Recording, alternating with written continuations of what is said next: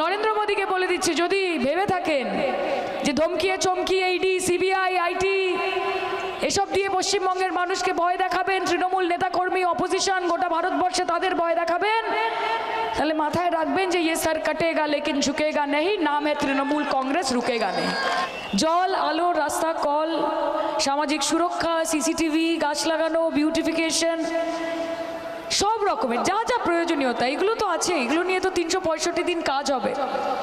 ফিরদৌসী বেগম তো চেষ্টা করে যাচ্ছেন আপ্রাণ, নজরুল আলী মণ্ডল তো চেষ্টা করে যাচ্ছেন আপ্রাণ, এখানে যে পৌরপিতা পৌরমাতারা রয়েছেন তারা তো আপ্রাণ চেষ্টা করছে। 34 বছরের সরকারে কতটা পেয়েছিলেন মমতা বন্দ্যোপাধ্যায়ের 12 বছরের একটা বাচ্চা সরকার, সেখানে কতটা পেয়েছেন সেই হিসেবটা না হয় আপনাদের ওপর ছেড়ে দিলাম, নিজেরা বিবেচনা করে দেখবেন। আমরা এখানে মানুষের সঙ্গে মানুষকে জাতের নিরিখে, বর্ণের নিরিখে, ধর্মের নিরিখে ভাগ করতে আসিনি, এটা আমাদের কাজ না।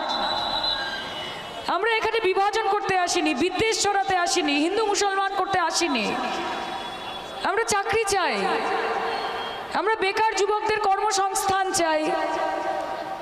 15 লক্ষ টাকা ব্যাংক অ্যাকাউন্টে দেবেন বলেছিলেন নরেন্দ্র মোদী, 15 পয়সা এখনো ঢোকেনি কারোর অ্যাকাউন্টে, সেটার জবাব চাই। উনি বলেছিলেন কালো টাকা ফেরত আসবে, সেই টাকাটা কোথায় গেল সেটার হিসেব চাই। আমরা জানতে চাই যে 1940 কোটি মানুষের মধ্যে 82 কোটি মানুষকে ফ্রিতে রেশন দিতে হয়, যেখানে ক্ষুধা সূচক, বিশ্ব ক্ষুধা সূচক, গ্লোবাল হাঙ্গার ইন্ডেক্সে ভারত, ভুটান, পাকিস্তান, বাংলাদেশের থেকেও পেছনে পড়ে গেছে, নেপালের পেছনেও পড়ে গেছে।